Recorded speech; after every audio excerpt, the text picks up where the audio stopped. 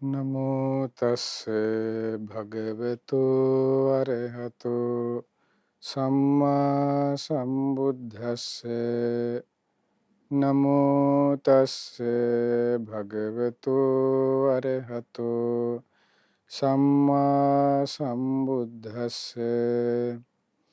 නමෝ තස්ස භගවතු අරහතු සම්මා සම්බුද්දස්ස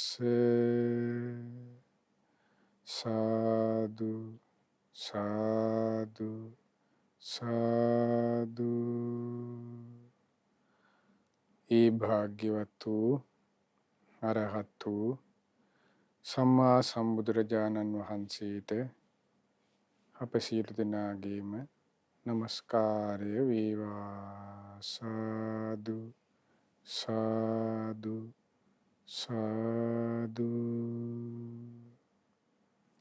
අපට මේ උතුම් ධර්මය කියා දෙන ගුරු දේවෝත්තම කල්යාණ මිත්‍ර පින්වත් ලොකු ස්වාමීන් වහන්සේට ඔබ අප සියලු දෙනාගේම නමස්කාරය වේවා. සාදු සාදු සාදු. ශ්‍රද්ධාවන්ත පින්වත්නි, මේ වන විට අප ඡන්ද, චිත්ත, විරිය, විමර්ශා යන මේ සතරක් වූ ඉර්ධිපාදයන් මුල් කර ගනිමින් මේ ඉර්ධිපාදයන් ඔස්සේ කෙනෙක් කොහොමද මේ ඉර්ධි ප්‍රාතිහාර්ය පෑම පිණිස සිත මෙහෙවන්නේ කියන කරුණු සාකච්ඡා කළා මෙතෙක් පුරාවට. එතකොට කොහොමද ඒ ඉර්ධි ප්‍රාතිහාරයන් දක්වන්නේ කියන කරුණ තමයි ගියවර වැඩසටහනට එනකන් අප සාකච්ඡා කළේ. මුල සිට සරලව ඒ සියලු කරුණු එකින් එක විග්‍රහ කරමින් ඡන්දය කියන්නේ මොකක්ද, වීරිය කියන්නේ මොකක්ද, චිත්තය කිව්වේ මොකක්ද, ඊට පස්සේ විමර්ශනය කියන්නේ මොකක්ද, ඡන්දේ මුල් කරගත් ඡන්ද සමාධිය, වීරිය මුල් කරගත් විරිය සමාධිය, චිත්තේ මුල් කරගත් චිත්ත සමාධිය, විමර්ශනය මුල් කර විමර්ශා සමාධි, පධාන සංඛාර කියන්නේ. එතකොට ඒ අනුව අපි ඡන්ද සමාධි පධාන සංඛාරය කියවේ. ඊට පස්සේ විරිය පධාන සංඛාර සමන්නාග දිද්දිපාදේ කියන්නේ මොකක්ද? ඊළඟට ඔබට මතක ඇති චිත්ත සමාධි පධාන සංඛාර සමන්නාග දිද්දිපාදේ කියන්නේ මොකක්ද? විමර්ශා පධාන සංඛාර සමන්නාග දිද්දිපාදේ කියන්නේ කුමක්ද කියන කරුණු සාකච්ඡා කළා. එතකොට ඒ ඉර්ධිපාදයන් දියුණු කර ගැනීම පිණිස මුල ඉඳලම සරලවම කෙනෙක් මුල සිටම පළවෙනි අවස්ථාවේ ඉඳන් පළවෙනි අදියරේ ඉඳන් පුරුදු වන්නේ කොහොමද කියන එක විස්තර කරා. එහිදී ඔබට මතක ඇති අතිලීනය, අතිපග්ගහිත, ඊට පස්සේ බහිද්දා වික්ඛිත්ත, අජ්ජත්තං සංකිට්ත ඔය ආදි විදිහට විස්තර කළා. ඇතුළටට හැකුළුනේ නැති, බාහිරට විසිරුනේ නැති, ඊට පස්සේ අතිලීන, ඊට පස්සේ අතිශයින් දැඩිවගත් වීරියෙන් තොරව ඒ ඡන්දේ චිත්තේ විමර්ශනය කියන කරුණු පවත්වන්නේ කොහොමද කියන කරුණු අපි සාකච්ඡා කළා. එතකොට එහිදී මතක ඇති කාමයේ ආදීනව සිහි කරනටි, ඊට පස්සේ මේ නීවරණ ධර්මයන්ට යට නොවී සිත දමනය කරගන්නා වූ ආකාරය ගැන, ඊට පස්සේ ඒ නීවරණ ධර්මයන් දමනය කරමින් කෙමෙන් සමාධිය ඇති වෙමින් පළවෙනි ධානයේට සිත පුරුදු කරගන්නා වූ ආකාරය, ඊට ඒ සමාධිය තුල කාලයක් සිටීමට අදිෂ්ඨාන කරමින් ඒ කරුණු සාකච්ඡා කළා. ධානයන් පිළිබඳව සාකච්ඡා කළා. සෝ ඒ විදිහට ඒ වගේම තමයි උපක්ලේශ, අනංගන උපක්ලේශ ගැන සාකච්ඡා කළා. ඒතර ওই විදිහට සාකච්ඡා කරමින් 이르දි ප්‍රාතිහාරයන්ගේ එකින් එක 이르දි ප්‍රාතිහාරයන්ට සිත අදිෂ්ඨාන කරන්නේ කොහොමද කියන කරුණ සාකච්ඡා කළා. එතකොට එහිදී 이르දි ප්‍රාතිහාරය පිනිස මේ සතරක් වූ 이르දි පාදයන් දියුණු වුණ ආකාර ගැන අප සාකච්ඡා කරලා ගියවර වැඩසටහන වෙනකොට අවසන් කළා. ඒතර අද මේ 이르දිපාද භාවනා වැඩසටහනේ අවසාන දවස. අද අපිට සාකච්ඡා කරන්න තියෙන්නේ වෙනම කාරණාවක්. ඒ තමයි අපි 이르දි කියලා අහලා තිබුණේ කලින් අපි සාකච්ඡා කළෙත් කුමක්ද? අර සාමාන්‍යයෙන් දන්න විදිහට එක්කෙනෙක් ඉඳගෙන දහසක් 100ක් විදිහට පෙනී සිටිනවා. ඔය ආදී දේවල්නේ. අහසේ ගමන් කිරීම, පොළවේ කිමිදී වෙන තැනකින් මතුවීම, ඔය ආදී දේවල්නේ. මෙතනදී කතා කරනවා 이르දි 10ක් පිළිබඳව. මේ සම්බන්ධයෙන් තියෙන්නේ පටිසම්භිදා මග්ගප්පකරණය කියන කුද්දක නිකායේ ඇති පොත් වහන්සේගේ ඉර්ධි කතා කියන කොටස තමයි මේ කරුණු අයිති වෙන්නේ. ඒතකොට අද මේ කරුණු 10 සාකච්ඡා කිරීමෙන් පස්සේ අපි මේ වැඩසටහන අවසන් වෙනවා. එතකොට ඒ තමයි ඒ 이르දි දසවැදෑරුම් 이르දි ගැන විස්තර කරනවා. ඒ තමයි අදිඨාන 이르දි පළවෙනි එක. විකුබ්බන ඉද්ධි, මනෝමය ඉද්ධි, ඥාන විප්පහාර ඉද්ධි, සමාධි විප්පහාර ඉද්ධි, ආර්ය ඉර්ධි, කම්ම විපාකජ ඉර්ධි, පුඤ්ඤවන්ත ඉර්ධි, විජ්ජාමේ ඉර්ධි, 10වෙනි එක තමයි සම්මා පයෝග පච්චේ ඉර්ධි කියලා. දසවැදෑරුම් ඉර්ධි. ඔය දසවැදෑරුම් ඉර්ධි වලින් පළවෙනි එක මොකක්ද? අදිඨාන ඉද්ධි. දැන් ඔබට මතක ඇති අප ගියවර වැඩසටහනේදී 이르දීන් එකින් එකට සාකච්ඡා කරනකොට අදිෂ්ඨාන කරන දැන් හතරවෙනි ධ්‍යානයේ සමවැදිලා හතරවෙනි ධ්‍යානයේ නැගී සිටිලා අන්න අදිෂ්ඨාන කරනවා කුමක්ද?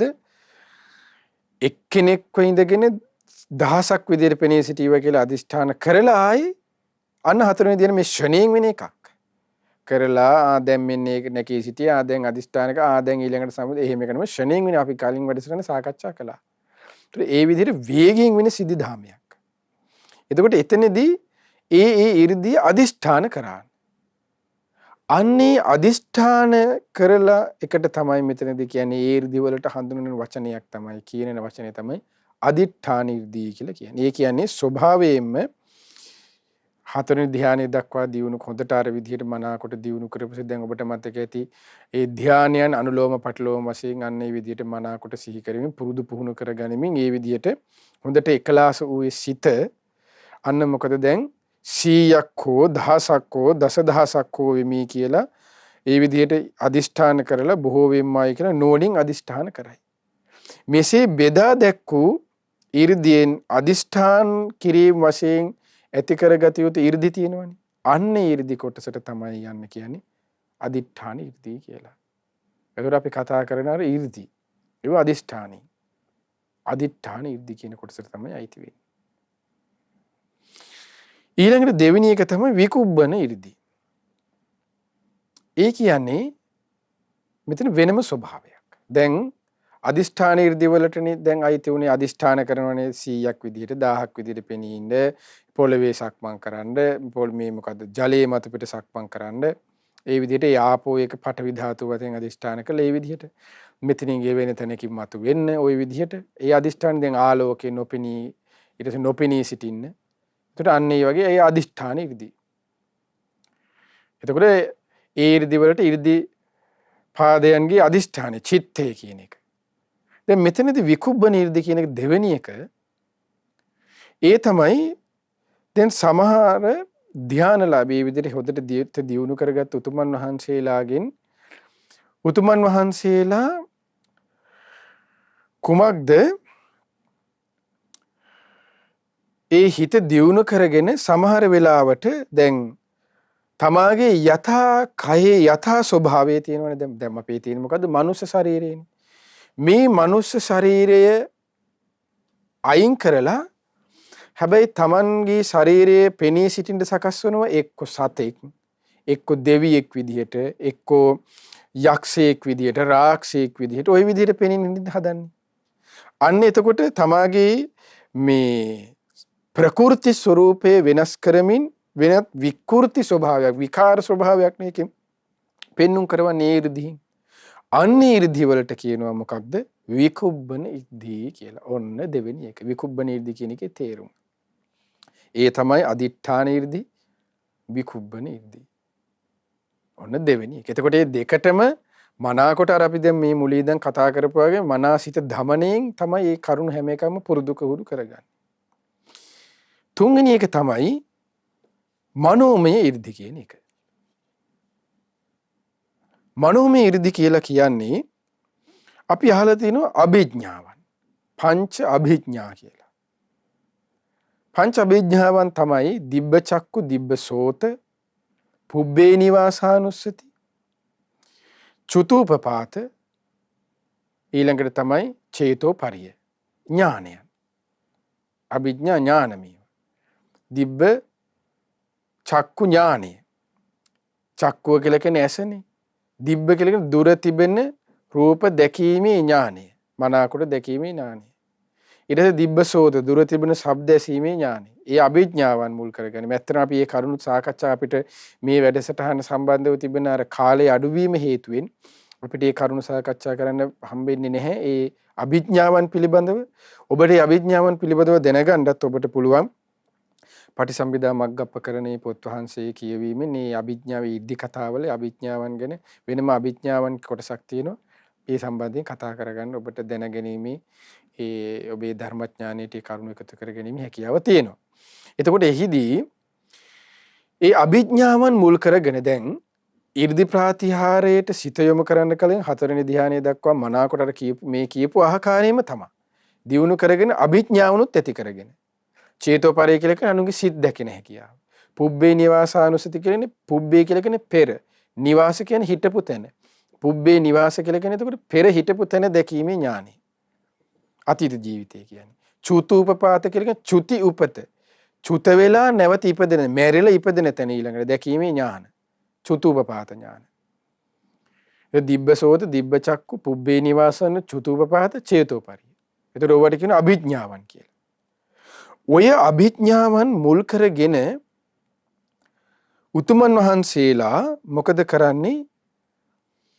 සමහර වෙලාවට අපි කියනවා නේද මනෝමය කයක් මවාගෙන මනෝමය කයින්.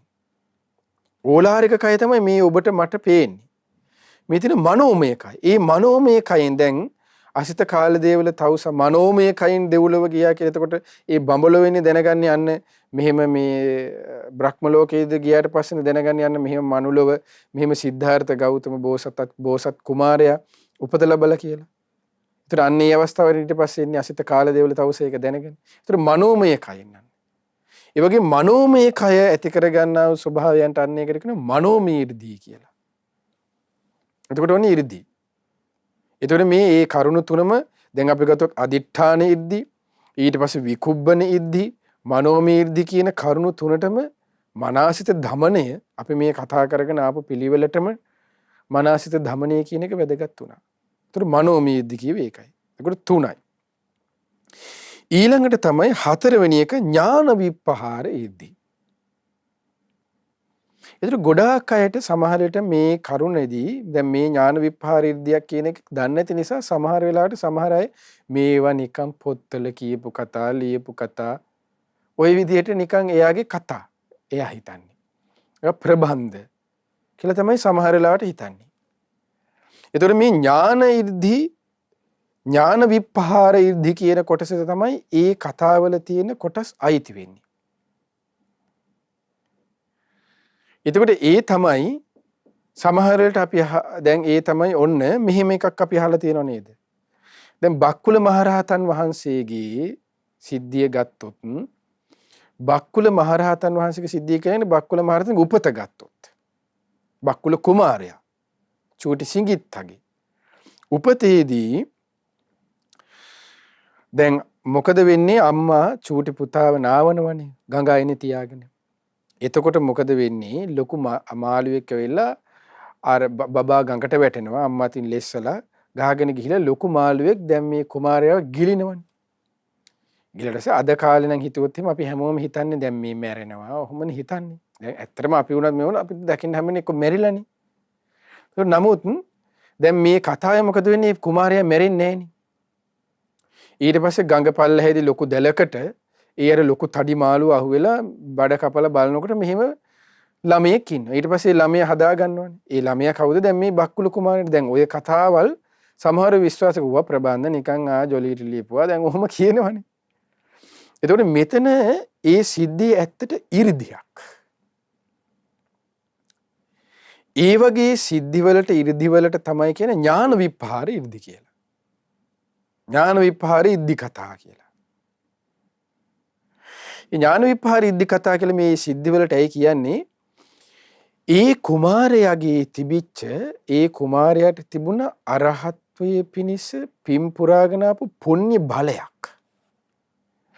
අභිඥාවන් 이르දීන් ඊට පස්සේ සමාධි සමාපත්තීන් දියුණු කරගෙන අරහත්වයේ පිණිස මහරහත් උතුමන් වහන්සේ දැන් 80 මහා ශ්‍රාවකයන් වහන්සේලා අතරින් කෙනෙක් බක්කුල මහරහතන් වහන්සේ. ඒ වගේ මහා පුණ්‍ය බලයක් පුණ්‍ය සංස්කාරයක් තිබුණා. ඒ සංස්කාරය නිසායි අන්න මේ කුමාරයා මේ මාළුවේ ගිල්ලත් අන්න නොමැරී ජීවත් වුණේ. අන්න ඒ වගේ සිද්ධි සම්බන්ධ කතාවලට කියනවන්න ඥාන විප්පහාර ඉද්දි කතා කියලා. ඔන්න ඒකයි එතකොට ඒක ලෝකේ වෙන්නේ නැති දේවල් දැන් කියන්නේ මේ දේශනාව තුල තියෙන දැන් මිනිස්සයා උපදින්නේ මව් කුසකින්නේ කියලානේ. ඒ කියන්නේ 99%ක්ම ඉඩ තිබෙන්නේ මව් කුසෙන් ඉපදෙන්නේ. නමුත් සාසුන් වහන්සේ දේශනා කරනවා බුද්ධ දේශනාවේ සංයුත්ත නිකායේ තියෙනවා ඕපපාතික ඉපදිච්ච අවස්ථාවක් තියෙන අම්බපාලි. එතකොට දැන් සමහර වෙලාවට අපි විශ්වාස කරන නමුත් ඒ දේවල් විය හැකි දේවල් තියෙනවා. අන්න ඒ වගේ අවස්ථාවක්. දැන් මම මේක උදාහරණයක් දැන් මේ ඥාන විප්පහාරයේදී කියන්නේ මෙන්න මේ වගේ අවස්ථාවක්. ඒතර මේව නිකන් ප්‍රබන්ධ නිකන් අර නිින්ද යන පොත ලියලියා ඉන්න අතර නිින්ද ගිහිලා ලියවිච්ච ඒව නෙමෙයි මේ. දැන් සමහරව එහෙම කියලා පෞසිද්ධ කරගන්නවනේ. ඒතර මේ කතා අයිති වෙන්නේ අන්න ඥාන විප්පහයේ පුණ්‍ය සංස්කාරයේ හේතු වෙනුයි ආරක්ෂාවක්. ඒ කතාව වලට තමයි කියන්නේ ඥාන විප්පහාර ඉද්දි කතා කියලා. පරිසම්පදා මග්ගපකරණේ තියෙන්නේ. ඒතර ඒ වගේ තව සිද්ධියක් තමයි අපි දන්නේ සංකිච්ච මහරහතන් වහන්සේ. දැන් සංකිච්ච මහරහතන් වහන්සේගේ මොකද තියෙන්නේ? සංකිච්ච කුමාරයා කුසේ ඉන්නවා. ඉන්නකොටම අම්මා මැරෙනවානේ. ඉතින් ගිනිතින් දැන් අද කාලේ බබා කුසේ ඉන්නකොට මැරුණකොට බබත් මැරෙනවා අම්මා මැරෙනකොට බබත් මැරෙනවා කියලානේ කියන්නේ. දැන් මෙතනදි වෙන්නේ එහෙම සිද්ධියක් නෙමෙයිනේ. ඉතින් බබත් මැරුණා කියලා හිතාගෙන අම්මව ගිහිල්ලා දරසෑය ගිනි තියනවනේ.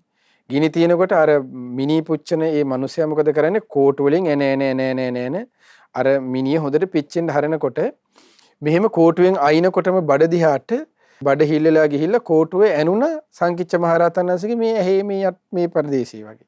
මූණේ ඇනුණා. ඇනෙනකොටම පොඩි ළමයි කෑ ගහනවා වගේ ඇවුණා.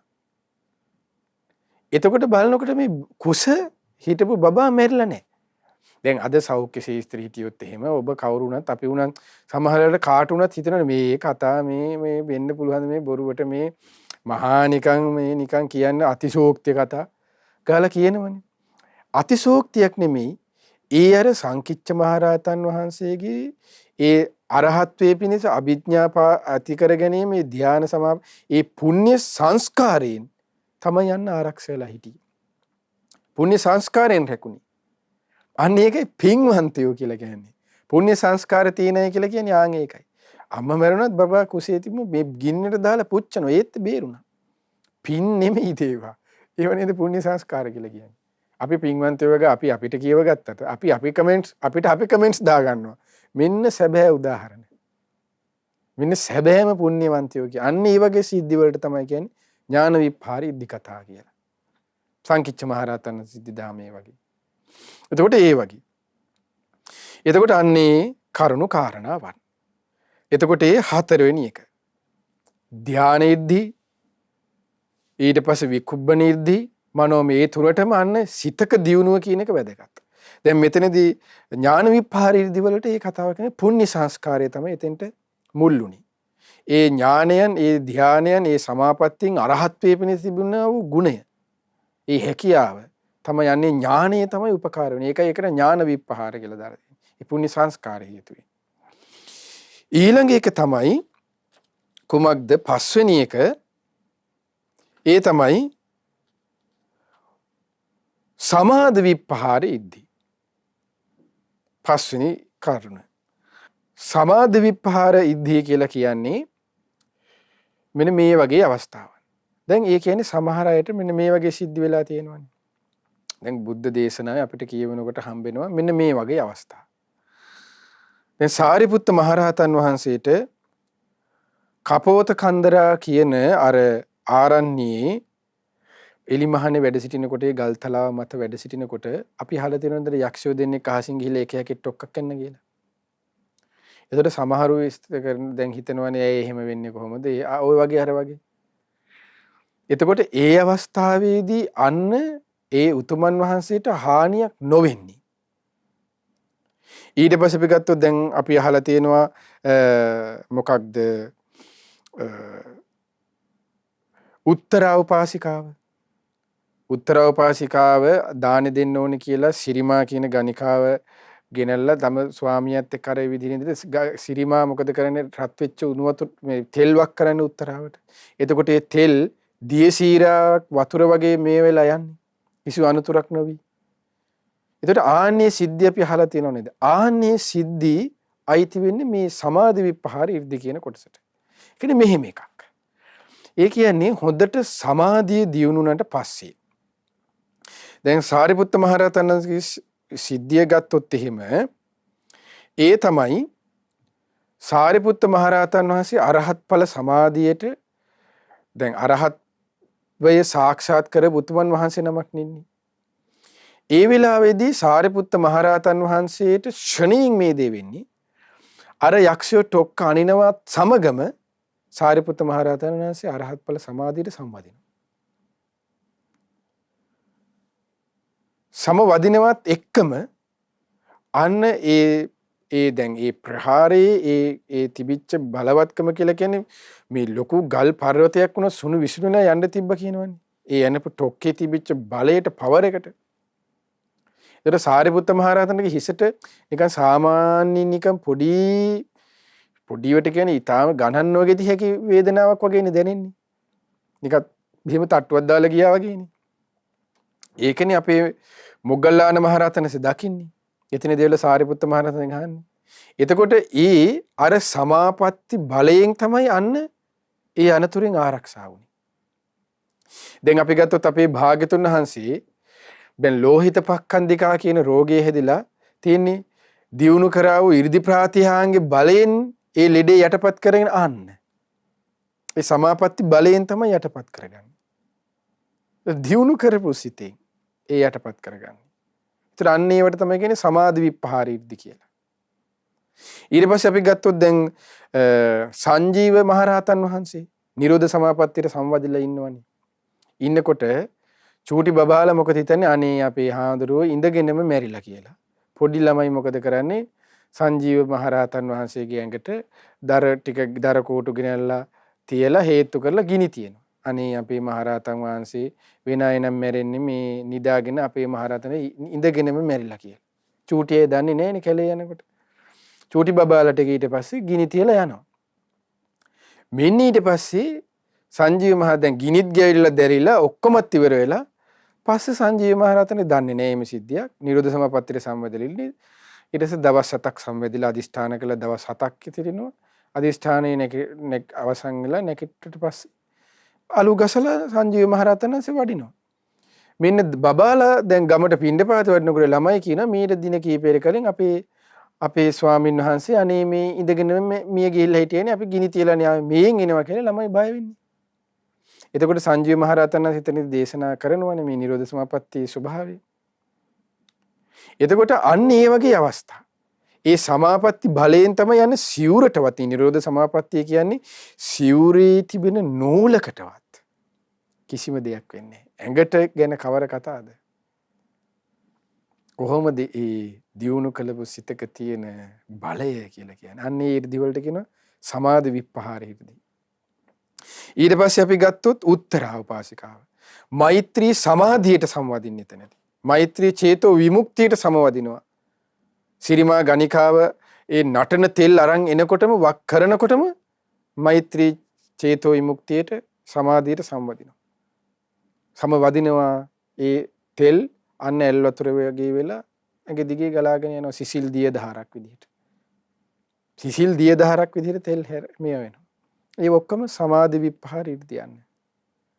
එතකොට ඒ 이르දියෙන් මෙහෙම වෙත්වා කියලා හිතන්නේ නැහැ. ඒ සමාපත්තියට සංවැදීම හේතුවෙන් ලැබෙන දෙයක්. මෙහෙම මගේ මෙහෙම දියදාරක් වෙත්වා කියලා හිතන්නේ සමාධියට සංවදිනවා. ඒ හේතුවෙන් ගන්න වෙන ප්‍රතිඵලයක්. ඒකයි ඒකට සමාධි විපහාර 이르දී කියලා කියන්නේ.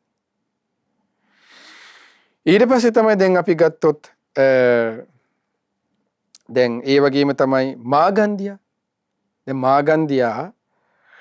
මාගන්ධිය කියන බමුණා තම දියණියටනේ ඊට පස්සේ එන්න තිබුණේ සාමාවතී දේවිය ගෙන් පස්සේ අගමෙහෙසි තනුතරේ තිබේ මාගන්ධියගේ දුවට මාගන්ධියට. උදේන රජතුමාගේ.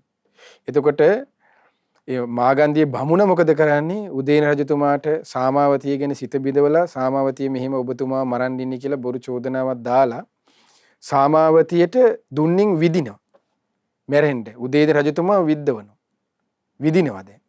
ඊට පස්සේ එන්නේ මාගන්ධියේ බමුණගේ මේ මාගන්ධිය තමයි අගමෙහෙසිය බවට පත් වෙන්නේ. දුවට තැන ලබා දෙන්න පුතා තාත්තලා කරපු වැඩ ඉස්සර. අදව කාවගේම තමයි ඉතින්. එතකොට සාමාවතිය මේ බව දැනගෙන ඒ හීතල පහර එහෙන් අතහරිනවත් එක්කම උදේන රජතුමා හීතල මෙහෙම දුවලා අතහරිනවා පේනවනේ තමයි ඉස්සරහින් එක්කම අන්න සමාධියට සම්වදිනවා. හීතලේ වැටෙන්නේ නැතු වැටෙනවා. එන්නේ නැතු වැටෙනවා. ඒතර අන්නේ එතකොට අහනවනේ මේ මොකක්ද උනේ කියලා ඊට පස්සේ දැනගන්නේ කතාව. අනේ සමාධි විපහාරයේදී. ඒ කියන්නේ අනේ ඊතලේ මගේ නොයනේවා කියලා නෙමෙයි.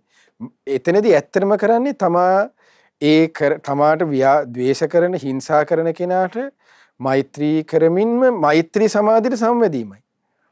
මාව බේරගන්න කියලා නෙමෙයි සමාධියට සංවදින්නේ. ඒ සමාධියට සංවැදීමේ ප්‍රතිඵලයේ හේතු වෙන්නේ ඔහු බේරෙන්නේ. ඒතර ඒකයි මේ සමාපත්තියක තියෙන වට ඒවට තමයි කියන්නේ සමාධි විපහාර 이르දි කියලා. ඒතර ඒකයි මෛත්‍රී චේතෝ විමුක්තියේ ඒ මොහොතේ තියෙන කෙනාට තමයි යන්න ආනිසංස 11 තියෙන්නේ. ගින්නෙන් වසවිසෙන් අවියාවුදෙන් හෝ අනුතුරක් නොවන්නේ කියලා. ඒ ආනිසංස විදිහට දැන් ඒ කියන්නේ දැන් මෙතන මෛත්‍රී භාවනාව කරලා ගිහිල්ලා ඊට පස්සේ මේ පල්ලහ ගිනි ගොඩක් ගහලා ගිනි ගොඩට පයින්නවා. ලස්සනට පිච්චෙනවා. මේ දැන් අපි පොඩ්ඩක් එහෙම තේරුම් ගත්තම මෝඩ පහය එහෙමනේ හිතන්නේ. පිරිත් ටික පිරිත් වල ආනිසංසේ නැතුව නෙමෙයි ඒව හොඳට තේරුම් ගන්න ඕනේ. නුවණ පාවිච්චි කරන්න ඕනේ. දැන් පිරිත් කියපුවාම හිතන්නේ මම හැප්පෙන්නේ නැහැ. ඒතර පිරිත තියෙන්නේ හප්පන්නේ නැති එකද? එතකොට ඩ්‍රයිවිං කරන්නේ පිරිතද? Taman සිහියෙන් ඩ්‍රයිවිං කරන්න ඕනේ. යම් ආරක්ෂාවක් තියෙනව නැතුව නෙවෙයි. ඒකට අන්න ඒ වගේ. සමාධි විපහාරෙද්දි කියන්නේ අන්න ඒකයි. ඒකට ඒ උදාහරණ. ඊළඟට එක තමයි කුමක්ද? ආර්යර්ධි කියන එක. 6 වෙනි එක. ආර්යර්ධි කියලා කියන්නේ ආර්ය උත්තමයෝ කියලා කියන්නේ රහතන් වහන්සේලාට කියන නමක්. ඒතර රහතන් වහන්සේලාගේ ස්වභාවයක් තමයි පටික්කුල පිළිකුල් අරමුණේ අපටික්කුල පිළිකුල් නැති සංඥාවෙන් වාසය කරන්න පුළුවන්.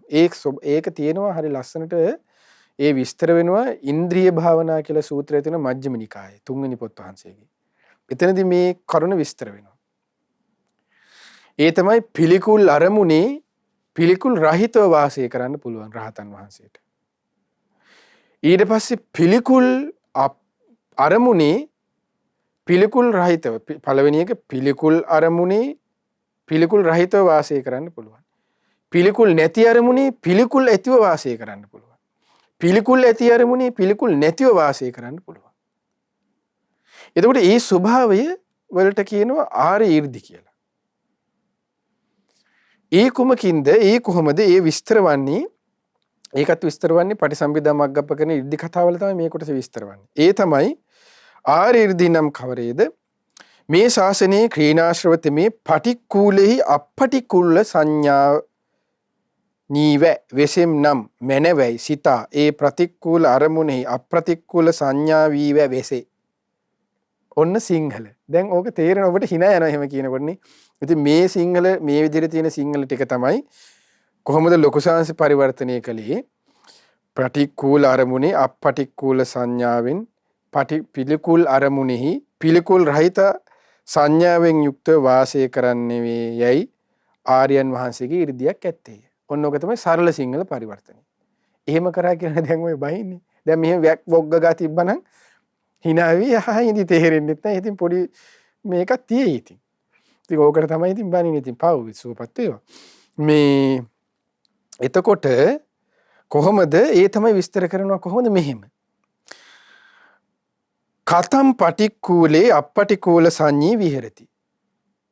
කොහොමද මේ පිළිකුල් අරමුණේ අපටිකූල පිළිකුල් රහිතව වාසය කරන්නේ.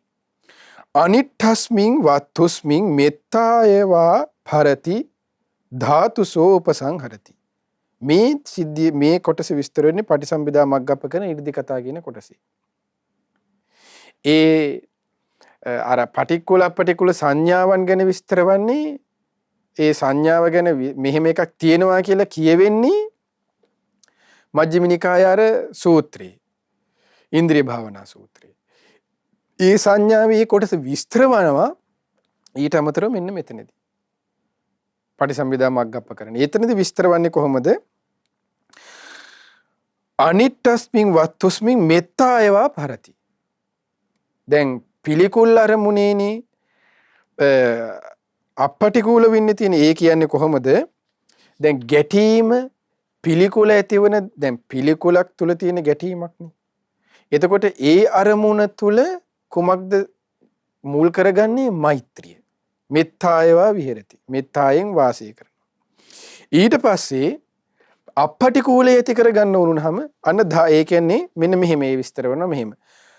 අසුචි ආදී පිළිකුල් අරමුණෙහි ධාතු මනසිකාරයේ විසින් අප්‍රතිකූලව වෙසී. එසේ මෑ අප්‍රතිකූල වූ ඥාන මිත්‍රාදී ඉෂ්ඨ අරමුණෙහි දෙතිස් කුණප කොටස් වශයෙන් ගෙන අසුභ වශයෙන් හෝ බලමින් වෙසී. තේරුණාද කීප එක? ඒ කියන්නේ පිළිකුල් අරමුණු තියෙනවනේ. එතකොට පිළිකුල් අරමුණක කොහොමත් පිළිකුල් ස්වභාවය තියෙනවනේ. එතකොට ඒ ධාතු මනසිකාරය සිහි කරමින් මේ විදිහට තියෙනවා. දැන් තමාගේ ඥාති මිත්‍රාදී තමාට හිතවත් අය ඉන්නවනේ. එතකොට ඒ දේවල් කෙරෙහිත් අපටිකුල සංඥා වාස කරන ධාතු මනසිකාරය තමයි ආය මුල් කරගන්නේ. අසුභ වශයෙන් සිහි කරනවා. එක්ක නැත්නම් අනිත්‍ය ආදී වශයෙන් පටික්කුල වශයෙන් හෝ මෙනෙහි කරයි. අනිත්‍ය වශයෙන් හරි මෙනෙහි කරනවා. මෛත්‍රිය අසුභේ නැත්නම් අනිත්‍ය ආදී සිහි කරමින් තමයි මේ පටික්කුල අපටික්කුල යන මෙනෙහි කරන්නේ. එතකොට අන්න ඒ දේවල් ආරීර්දි. ඒ වගේම තමයි දැන් චක්කුණා රූපං දිස්වා නනිමිත්තක් ගාහියෝති ඔය විදිහට විස්තර වෙනවනේ. එතකොට ඒ තැන් වල තියෙන්නේ පිළිකුල් අපිළිකුල් අරමුණු දෙකෙහිදීම නොගැටී ඉන්න කියලානේ ඇස ඒ ආයතනය සංවර කරගන්න කියලා. එතකොට අන්න එතනදිත් වෙන්නේ මෙන්න මේ මෛත්‍රී වශයෙන් හෝ අනිත්‍ය වශයෙන් හෝ අසුභ වශයෙන් හෝ ධාතු මනසිකාරය වශයෙන් හෝ නුවණින් විමසීම. ඒව තමයි යන ආර්ය ඉර්ධි කියලා කියන්නේ. වාසය කරන්න පුළුවන් හැකියාව ලැබෙනවා. ආර්ය ඉර්ධි. ඒකට ඒ 6 වෙනි එක. 7 වෙනි එක කම්ම විපාකජ ඉර්ධි. කම්ම විපාකජ ඉර්ධි කියලා කියන්නේ කර්මානුරූපව හටගත්තා වූ දේවල්. ඒ තමයි දැන් මිනිස්සයා වෙච්ච අපිට අහසින් ගමන් කරන්න එක්කෝ 이르දිය ඇති කරගන්න ඕනේ. 이르දි ප්‍රාතිහාරයෙන් නැත්තම් ප්ලේන් එකෙන් හරියන්න එපා. දැන් කුරුල්ලන්ට මොකද්ද තියෙන්නේ? හිත දියුණු කරලා දහසි පියාඹරේ නෑනේ. එයාලට කර්ම විපාකයක් විදිහට එයාලට පියාට ලැබිලා තියෙන එයාලා ඒකෙන් යනවා.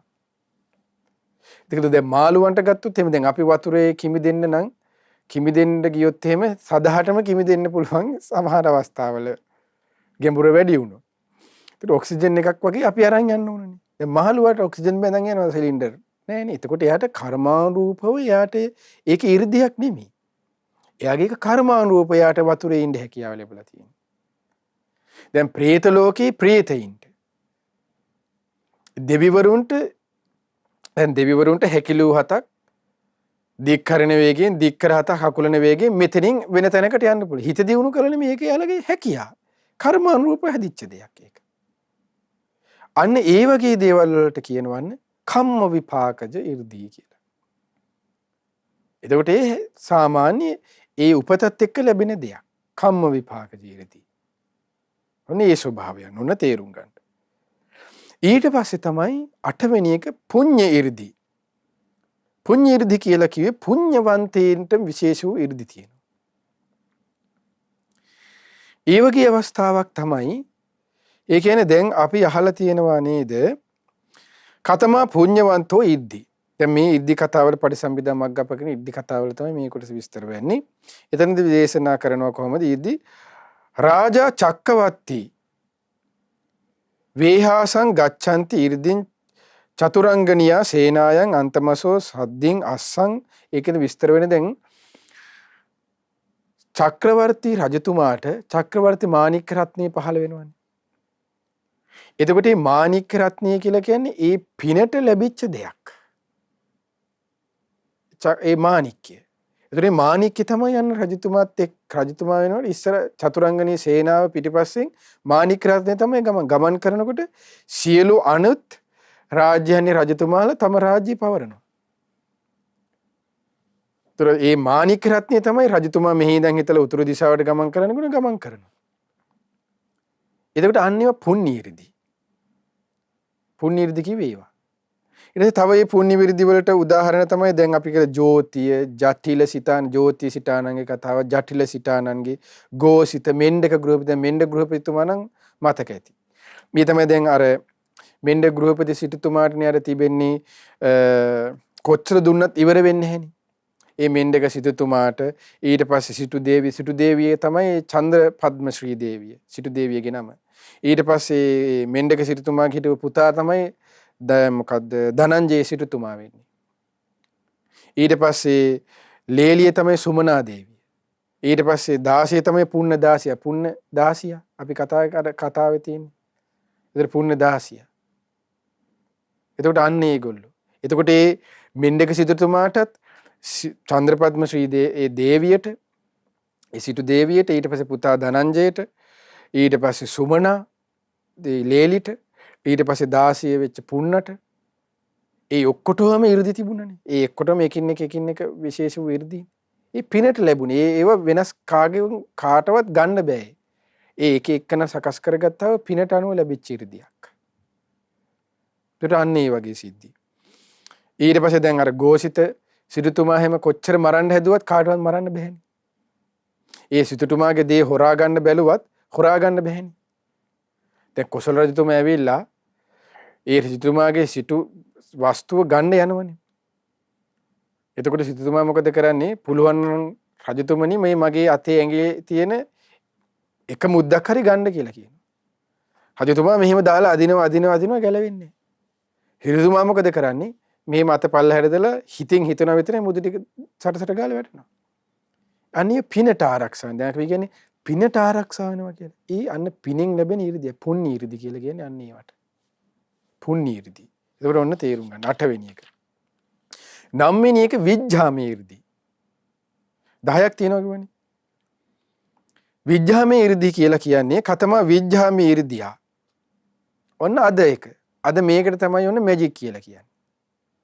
විජ්ජා ධාරා විජ්ජම් පරිසජ්ජිත්වා වේහාසං ගච්ඡanti ආකාශේ හත්තම්පි දස්සෙන්තිද ওই විදිහට දැන් අන්න මොකද්ද දැන් අද තියෙන්නේ අර ඒ කියන්නේ කොහොමද විද්‍යාධාරීන්ගේ මන්ත්‍ර බලයෙන් අහසින් යාමාදී 이르දි දැන් දක්වන්නේ සමහරට කෝච්චි පෙට්ටියෙන් යනවා ඊට පස්සේ මේ තියෙන කෝච්චි පෙට්ටිය නැති කරනවා ඊට පස්සේ මෙයා ඔන්න දැන් මේ පොළවේ ඉන්නවා ඊට පස්සේ අර මේ ඇමරිකාවේ මොකද්ද අර කුළුණ නම මතක නැහැ ඔන්න ඒකේ මේ ගිනි දැල්ල ගාව ඉන්නවා එතකොට හිත දියුණු කරලා මේ නෙමෙයි අන්න මේවට කියන්නේ විජ්ජාමේ 이르දි කියලා. විජ්ජා මැජික් එහෙම එක්කුත් දැන් මේ විස්තර වෙන්නේ කොහොම පටිසම්භිදා මග්ගප්පක ඉරිදි කතාවල. ඉරිදි කතා කොටසේ හරි ලස්සනට මේ විතර විජ්ජාමේ 이르දි. එතකොට ඒක යම් ස්වභාවයකින් ඇති වෙන විජ්ජාමේ 이르දි. ඒක හිත දියුණු කරලා නෙමෙයි. මන්ත්‍රය දැනගත්තා නම් අපිත් ගොඩ. මොකද්ද මොකක් හරි හාවෙක් හරි මවන්න පුළුවන්. ගාන තමයි හම්බෙන්නේ. ඒක විජ්ජාමේ 이르දි. ඊට පස්සේ 10 වෙනි එක සම්මප්පයෝග පච්චේ 이르දි. ඒ තමයි නෙක්ඛම්මේන කාමච්ඡන්දස්ස පහනට්ඨෝ ඉජ්ජිතීති තත්ත සම්මා පයෝග පච්චයා ඉජ්ජන්නගේන ඉද්දි. ඒ තමයි මොකද්ද මේ ඒ තේරුම තමයි නෙක්ඛම්මයෙන් යුතු වීමෙන් දැන් නෙක්ඛම්මය ඇති කර ගැනීමේ ප්‍රතිඵලයක් විදිහට තමයි පළවෙනි ධානයේ හුට ලැබෙන්නේ. ඒ කියන්නේ දැන් මෙන්න මේ වගේ එක. දැන් කාමච්ඡන්ද ව්‍යාපාද දැන් විස්තරලා පළවෙනි ධ්‍යාන විස්තර වෙන්නේ කොහොමද?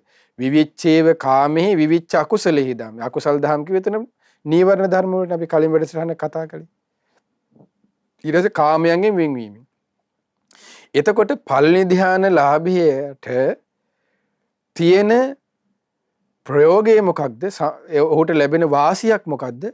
මේ කාමයන්ගෙන් වෙන්වීම කියන්නේ. කාමයන් වෙන්වීමේ ප්‍රතිඵලයේ හේතුවෙන් තමයි යන්නේ ඒ නීවරණ ධර්මයෙන් යටපත් වීම. ඒ කියන්නේ දැන් මෙන්න මෙහිම එකක්. ඒ හරිය ලස්සනට විස්තර වෙනවා කොහොමද පටිසම්භිදා මග්ගප්පකරණේම මේ ඉද්ධි කතාවල ඒ තමයි දැන් ධ්‍යාන භූමි 4 කියලා. ඉද්ධියා කතමා චතස්සෝ භූමිය. ඒක තමයි විවේක ජම්භූමි පඨම ධ්‍යාන. පීති සුඛම් භූමි ဒုတိ ධ්‍යාන. උපේක්ඛා සුඛ භූමි තතිය ධ්‍යාන. අදුක්කම සුඛ භූමි චතුර්ථ ධ්‍යාන. ඒ කියන්නේ පංච නීවරණයන් යටපත් වීම නිසා ඒ හේතු පංච නීවරණේ යටපත් වීම කියන ප්‍රතිඵලයේ ආනිසංසී විදිහට තමයි පීති සුඛය ඇතිවීමෙන් අය කය මනස හැල්වීමෙන් ඒ හේතුවෙන් තමයි ප්‍රථම ධ්‍යානෙ ඇති වෙන්නේ. එතකොට පංච නීවරණ යටපත් වීමෙන් ලැබෙන ප්‍රයෝගයෙන් ඒ හේතුවෙන් තමයි අන්න මේ මොකද්ද මේ නීවරණ ධර්ම යටපත් වීමෙන් ඇතිවන ප්‍රයෝගයේ හේතුවෙන් තමයි අන්න පඨම ධ්‍යානෙට හේතු වෙන්නේ. එතකොට ඒකට ඒ විවේකයේ මුල් වීම. ඊට පස්සේ දෙවෙනි ධ්‍යානෙ විතක්ක ਵਿਚාර සංසිඳීම තමයි එහි ආනිසංසය වෙන්නේ. ඒ ආනිසංසයෙන් තමයි ඒකට දෙවෙනි ධ්‍යානය කියලා කියන්න පුළුවන් වෙන්නේ. උපේක්ෂාවෙන් යුතු තෘතිය ධ්‍යානයේ උපේක්ෂාව කියන එක බලවත් නිසා ඒකට උපේක්ෂාව කියලා කියනවා. පුදුවෙනි ධ්‍යානය කියලා. ඒ කියන්නේ ඒ හැම ධ්‍යානයකටම බලවත් කරුණක් තියෙනවා.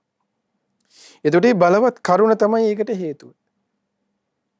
ඒතර අන්න ඒ වගේ දේවල් වලට කියනවා මේ සම්මප්පයෝග පච්චේ 이르දි කියලා. 이르දි. මෙතන මේ සම්මප්පයෝග පච්චේ 이르දි කියන වලට ওই විදිහට විස්තර කරනවා වගේම තවත් ඒකෙදි විස්තර වෙනවා මෙන්න මේවත් ගන්න පුළුවන් කියලා. ඒ තමයි සමහර ළමයි ඉන්නව නේද අපි කියනවා අපේ ව්‍යවහාරයෙන් කියනද ඔබේ ව්‍යවහාරයෙන් කියනවා හරි බ්‍රයිට් කේස් එකක්. මේ ළමයට මේ ගාන කියලා දෙනවා මේ පට ගාලා මතකයිනේ. ඊට සමහරු ඉන්නවා සමහර ළමයි ඉන්නේ එක වසරේ දාලා තියෙන්නේ හැබැයි 5 ළමයෙක්ගේ නෝයිද සමහර ළමයි ඉන්නේ එක වසරේ ඉන්නේ 3 4 පන්තියට දාන්න වෙන්නේ. ඒ කියන්නේ මොලේ වැඩි කියලා කියන්නේ අපි. එතකොට ඇත්තටම ඒ වගේ ඒවට කියනවා ඒ වගේ අවස්ථාවන් ඒ කියන්නේ මේ සසරේ තියෙනවා. ඒ කියන්නේ මේ දේශනාවට මේව ඇතුළත් කරලා තියෙන්නේ. ඒතර මේ මෙතනදී විස්තර කරන යම් ශිල්පයක් හෝ යම් ඉගෙනීමක් හෝ යම් ශාස්ත්‍රයක් හෝ දැන් මෙතන කියන වෛද්‍ය ශාස්ත්‍රය ආදී දේවල් සීසෑම් වැපරීම් ආදී වඩුකාරම ආදී කර්මාන්ත හෝ ඒ හැම දෙයකින්ම එයා නිකන් අමුතු ලෙස ක්වොලිෆයිඩ් ගතියක් තියෙනවා. දැන් ඉගෙනගෙන කට්ට කාලා කන්සල්ටන්ට් වෙන්න කාටත් පුළුවන් තමයි. ඉගෙන ගන්න සාමාන්‍යයෙන් දක්ෂණ. එහෙම නෙමෙයි අසීමිත ලෙස නිකන් පේපර් එක දුන 100න් 100යි. ඊට අන්න එහෙම ළමයි ඉන්නේ හරි පුදුම බ්‍රයිට් කේස්. අන්න ඒ වගේ අවස්ථා. අන්න දේශනා කරන මොනවද? අයිති වෙන්න පුළුවන් කියනවා. මේ ඔබේ වචනෙන් ඔබට තේරෙන විදිහට මම මේ කියලා දුන්නා. අන්න ඒවත් අයිති වෙන්න පුළුවන් කියන සම්මා පයෝග පච්චේදී වලට. මන්නේ මේ හරි ලස්සනයි මේ කතාව විස්තර වෙන්නේ. මොකෙද්ද පටිසම්භිදා මග්ගප්පකරණේ ඉද්ධි කතාවල. ඉතින් ඔන්න ඔය තමයි දස ඉද්ධි කතාව ගැන තමයි අපි කතා කළේ. ඒ තමයි මොකක්ද? අදිඨාන ඉද්ධි කතා, විකුබ්බන ඉද්ධි කතා, මනෝමය ඉද්ධි කතා, ඥාන විප්පහාර ඉද්ධි කතා, සමාධි විප්පහාර ඉද්ධි කතා, ආර්ය ඉද්ධි කතා, කම්ම විපාකජ ඉද්ධි කතා, පුඤ්ඤවන්තෝ ඉද්ධි කතා, විජ්ජාමේ ඉද්ධි කතා, සම්මා පච්චයෝග පච්චය ඉද්ධියා කියන ඔය දසවැදෑරුම් ඉරිදී තමයි අපි සාකච්ඡා කළේ අද වැඩසටහනේදී. එතකොට මෙතෙක් කාලයක් දැන් අදින් අපි අවසන් කරනවා මේ ඉද්ධිපාද භාවනා වැඩසටහන් මාලාව. එතකොට ඒ නිසා ඔබට මතක ඇති ඔන්න අපි මුලින්ම වැඩසටහනේදී පළවෙනි වැඩසටහනේදීම හඳුන්වා දුන්නා මේ මොනවද මේ සතරක් වූ 이르දිපාදයන් කියන්නේ මොකක්ද කියන එක. මේ 이르දිපාද භාවනා වැඩසටහනින් අපි සාකච්ඡා කරන්නේ මොකක්ද කියන කරුණු සාකච්ඡා කළා. ඊට පස්සේ ඡන්ද සමාධි ප්‍රදාන සංකාර සමන්නාගත ඉර්ධිපාදය කියන්නේ මොකක්ද? ඊට පස්සේ විරිය සමාධි ප්‍රදාන සංකාර සමන්නාගත ඉර්ධිපාදය කියන්නේ මොකක්ද? ඊට පස්සේ චිත්ත සමාධි ප්‍රදාන සංකාර සමන්නාගත ඉර්ධිපාදය කියන්නේ මොකක්ද? ඊට පස්සේ විමර්ශනා ප්‍රදාන සංකාර සමන්නාගත ඉර්ධිපාදය කියන්නේ මොකක්ද කියලා සාකච්ඡා කළා. ඊළඟට අප මතක ඇති ඔබට සාකච්ඡා කියලා දුන්නා ඡන්ද සමාධිය කියන්නේ, ඊට පස්සේ විරිය සමාධිය කියන්නේ, චිත්ත සමාධිය කියන්නේ, විමර්ශනා සමාධිය කියන්නේ මොකක්ද කියන එක, ඊට පස්සේ ප්‍රධාන සංඛාරය කියන්නේ මොකක්ද කියන එක සාකච්ඡා කළා. ඊට පස්සේ විරිය සමාධි, චිත්ත සමාධි, විමර්ශනා සමාධි ඇති කර ගැනීම පිණිස බාධා වන කරුණු අතිලීනී කියන එක කතා කළා. අතිලීනී කියලා කියන්නේ සැඟවුණා, හිත සැඟවීමට යා නොදී කොහොමද দমনය කරන්න කියලා. ඊට පස්සේ අතිපග්ග හිතය, ඒ කියන්නේ හිත දැඩි ලෙස නොගෙන දැඩි වීරියකට නොගෙන සිත দমনය කරන්නේ කොහොමද කියන එක. ඊළඟට මතක ඇති ඔබට අජ්ජත්තං සංකිට්ත, ඒ සිත ඇතුළට සැඟවීමකට යා නොදී සිත দমনය කරගන්නේ කොහොමද කියලා, ඡන්දේ චිත්තේ විරිය මන්ත්‍රේ පවත්වන්නේ කොහොමද කියන එක. ඊට පස්සේ බහිද්දා වික්කිත්තේට, බාහිරට විසිරීමට යා නොදී සිත দমনය කරන්නේ කොහොමද කියන එක. එතකොට මේ හැම කරුණකම කුසීතේ නීවරණ ධර්ම ගැන තමයි කතා වුනේ. ඔබට මතක ඇති අපි එක එකන හරි ලස්සන සූත්‍ර අනුසාරයෙන් බොහෝමයක් සාකච්ඡා කළා. ඊට පස්සේ උපක්ලේශ ගැන කතා කළා. ඊළඟට තමයි ඒ සාකච්ඡා කළා. ඊළඟට උපක්ලේශ ගැන සාකච්ඡා කළේ ඒ සමාධි වලට හිත පුරුදු කරගන්න හැටි කතා කරා. සමාධි කොහොමද ටිකින් ටික ඇති වෙනකොට දියුණු කරගන්නේ? ඒ සමාධි විනාඩි 5-10 කොහොමද අදිෂ්ඨාන කර ටික ටික දියුණු කරගන්නේ? ඊට ධ්‍යාන මට්ටම් ගැන කතා කරා. පතම ධ්‍යානය ගැන විස්තර ඇතුව කතා කරා. දෙවෙනි ධ්‍යාන, තුන්වෙනි ධ්‍යාන, හතරවෙනි ධ්‍යාන ආදී වල උපමා අනුසාරයෙන් අපි කතා කළා. ඔබට මතක ඇති ඒවා. ඊට පස්සේ ධ්‍යානයන්, ඊට පස්සේ සමාධීන් ආදී පුරුදු කර ගනිමින් හතරවෙනි ධ්‍යාන ආදී පුරුදු කරගෙන කොහොමද 이르දීන්ට සිත යොමු කරන්න කලින් ඒ ධ්‍යාන ආදී මනාකොට, ඒ සමාපත්තීන් ආදී මනාකොට හිතේ හොඳට අර මතක ඇති ඔබට අනුලෝම පටිලෝම වශයෙන් 100,000 වාරයක් පුරුදු කර හිත තුළ ඒ හොඳට කාවද්ද ගන්නේ කොහොමද කියන එක කතා කළා. ඒතර ඒ සම්බන්ධයෙන් අපි සාකච්ඡා කළා. ඊට පස්සේ එතනදී අකම්පිත සිත වන්නේ කොහොමද? නොසෙල්වෙන සිතක් බවට පත්වන්නේ. ඊට පස්සේ ඒ සිත අදිෂ්ඨානය කරගෙන 이르දි වලට සිත යොමු කරන්නේ, 이르දි අදිෂ්ඨාන කරන්නේ කොහොමද කියන එක සාකච්ඡා කළා. අවසානයේ අපි මේ දසවැදෑරුම් 이르දීන් පිළිබඳව සාකච්ඡා කරලා ඉර්ධිපාද භාවනා වැඩසටහන අදින් අවසන් කරනවා.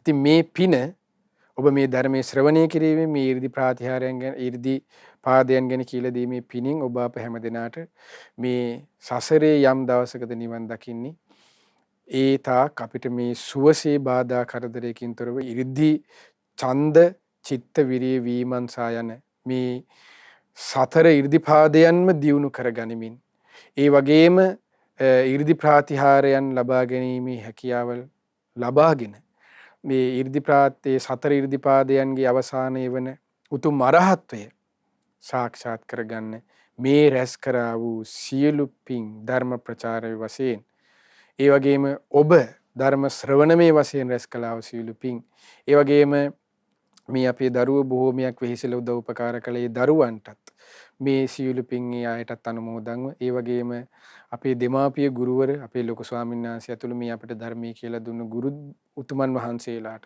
ඒ වගේම දෙමාපියන්ට අපිට කන්න බොන්න පොඩි කාලේ ඉඳන් දුන්න දෙමාපියෝ අපි හදාවදාපු හොඳ නරක කියලා දුන්නේ. ඒ වගේම අපි හැම දිනාටම මේ සියලු පින් සමලස අනුමෝදන්ව ඔබ අප හැම දිනාටම මේ ඡන්ද චිත්ත විරිය විමර්ශනා යන මේ 이르දිපාදයන් දියුණු කර ගනිමින් ගෞතම බුදු සසුනේ උතුම් පිළිසන ලබන්න මේ රැස් කරගත්තා වූ මහානීය පින ඒකාන්තයෙන්ම ඔබ අප හැම දිනාටම සමලෙසම හේතුපකාර වේවා. සාදු සාදු සාදු.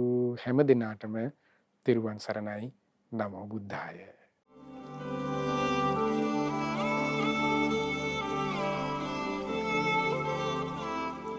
ඉද්ධිපාද භාවනා සදහම් දේශනාව සඳහාද දායකත්වය දරන්නේ කුරුණෑගල කුඩාගල්ගමුව තිස්නම්පොළ අරුණ නිවසේ පදිංචි ටී.එම්. පියදාස මහතා, කිරිමැණිකේ බිරිඳ චූලිකා ප්‍රියදර්ශනී දියණිය, චන්දන කුමාර පුතුණුවන්, රුවනි ජයවර්ධන ලේලිය, මේධානී, ඒ වගේම තේවන්, සත් තුජ යන මුණුබුරු මිනිබිරියන් සහ චන්ද්‍රානී බන්දුලතා ඥාති දියණිය යන මේ පින්වත් පිරිසගේ දායකත්වයෙන් යුක්තව සුජීවත්ව සිටින අවුරුදු 80ක් විතර ටීඑම් පියදාස සහ ටීඑම් කිරිමෙනි කියන දෙමාපියන්ට නිදුක් නිරෝගී සුවපත් භාවය පිර ජීවනයේ පිණිස මේ පින උපකාර වේවා යන බලාපොරොත්තු පෙරදරි කරගනිමින් රැස් වූ සියලු පින් අපි අනුමෝදන් කරමු. පින් කැමති සියලු දෙවියන්ට, සක්දෙව් රජුන්, ඒ වගේම දතරාෂ්ට්‍ර විදුරි විරූපාක්ෂ වෛශ්‍රවණ්‍ය සතරවරම් දෙව්මා රජදරුවන්, ආලවක සෙන්පතිතුමන්, සීවක සෙන්පතිතුමන් තුළු සීලු සෙන්පති දෙවිවරුන්, ප්‍රධාන සියලු දෙවියන්ට,